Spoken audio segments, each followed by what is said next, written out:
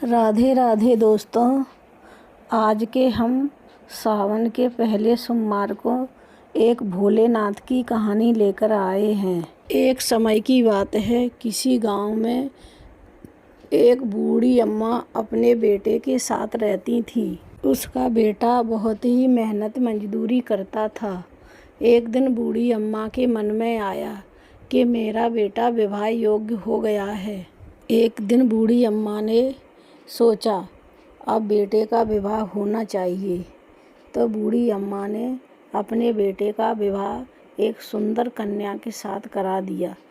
उसकी बहू बहुत ही सुंदर थी, संस्कारी भी थी। सुबह उठकर सभी काम कर लिया करती थी। सुबह उठकर साफ सफाई करती, झाड़ू पोंछा लगाती। उसके बाद स्नान करके सबसे पहले भोलेनाथ की पूजा करती थी। वो अपने ही घर में भोले बाबा की पूजा किया करती थी। एक समय की बात है, सावन का सोमवार आया। बूढ़ी अम्मा की बहू ने सोचा कि मुझे शिव मंदिर में जाकर शंकर भगवान को जल अर्पण करना चाहिए। उसने अपनी सास से कहा, माताजी सावन का सोमवार चल रहा है, मुझे मंदिर जाना है, शंकर भगवान पर मैं जल अर्पण करना चाहती हूँ। बूढ़ी अम्मा ने उसे मना कर दिया। कहा, आप मंदिर जाएंगी, घर में ही पूजा करो।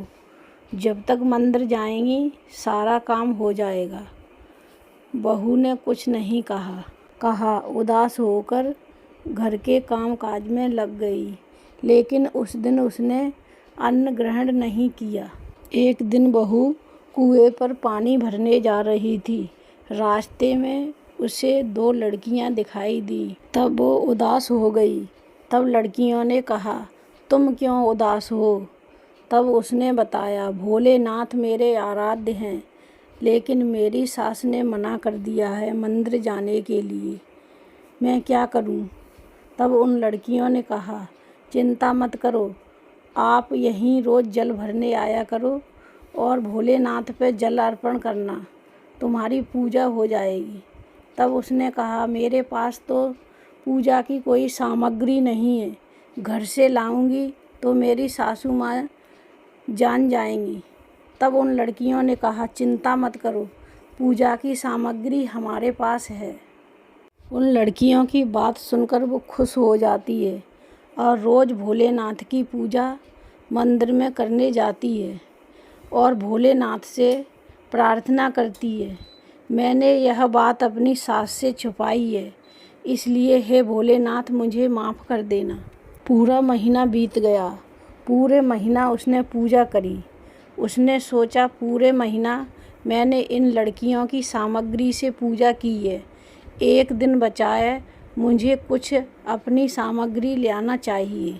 तब उसने सोचा, मुझे भोले बाबा को कुछ देना चाहिए। तब उसने अपनी नाक की नथ उतार कर भोले बाबा के चरणों में अर्पण कर दी और वह वहाँ से चली आई। घर आकर सास की नज़रें छुपाकर इधर उधर घूमने लगी और सोचने लगी, जब ये देखेंगी तो बहुत नाराज़ होंगी। तब एक दिन सास ने कहा, बहू तुम्हारे नाक की नथ कहाँ है? तब उसने कहा, मुझे नहीं पता माँ जी, कहीं गिर गई होगी। तब सास ने कहा, अच्छा मुझे ये बताओ, आज तुम कहाँ कहाँ गई हो, वहीं पर ढूंढेंगे जाकर। बहू ने कहा, माँ जी मैं पहले पानी भरने कुएं पर गई थी, तब तक तो नथ मेरे नाक में थी, उसके बाद मैं उपले थापने गई। तब सासू माँ ने कहा, चलो चल के ढूंढते हैं उपले जहाँ आपने थापे। सासू माँ और बहू दोनों वहाँ पहुँच गईं और उपलों को फोड़ फोड़ कर देखने लगीं। जब उन्होंने देखा तो दोनों के उपलों में एक एक नथ उन दोनों को दिखाई पड़ी। सास ने बहू से कहा, नथ तो एक थी, ये दो कैसे दिखाई दे रही हैं?